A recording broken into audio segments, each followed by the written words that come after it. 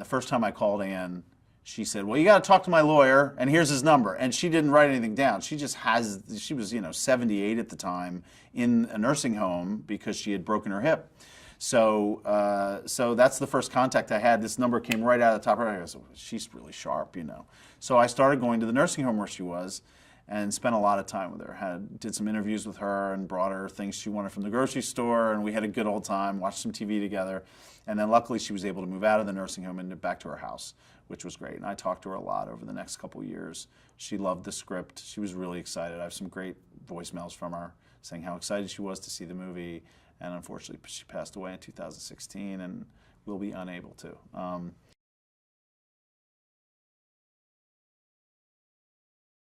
I've gotten very close with Bill. Bill and his wife, Dolores, are still in Raleigh.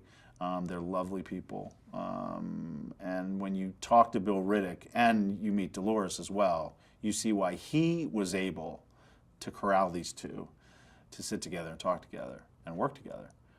He's an amazing man.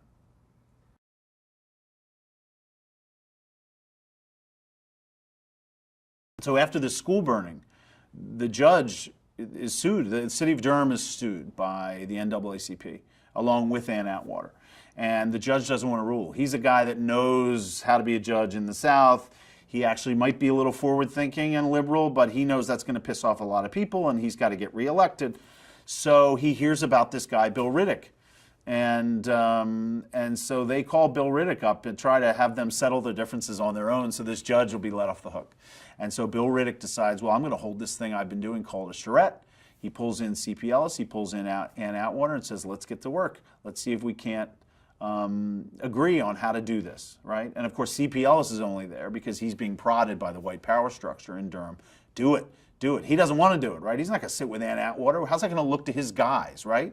But they're pushing him because then he can disrupt it. It won't be successful, right? And so he says, okay. Ann Atwater, who hated C.P. Ellis, didn't want to work with him at all, and she says it, and didn't want to work with that cracker. That's what she called him all the time. He called her much worse, of course. And so she decided she'd say yes because she was worried she would be seen as a coward or afraid of C.P. Ellis in some way. So they were, it's funny, they kind of said yes for all the wrong reasons. They didn't really want to be with each other.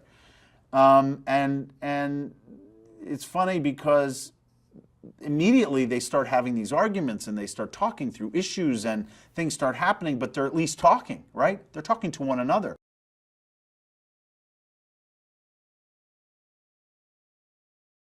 Ann Atwater not only was an activist for racial equality, but Ann was took a more practical approach because of her own lifestyle, right? She was left 15-year-old single mother.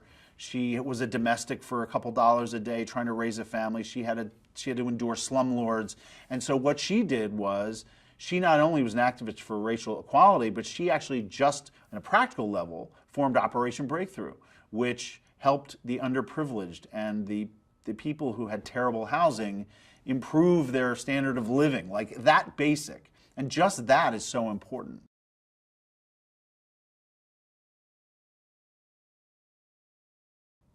Ann Atwater needs to be known by the world. I mean, this is a woman who had fought for the rights of people, poor people and African Americans, and not just African Americans, through her life. People who were less fortunate than others. She did that from a very young age. She was always on the right side. She is a hero from start to finish. So I really want people to know who she is and understand how she got things done, and maybe that can help us all.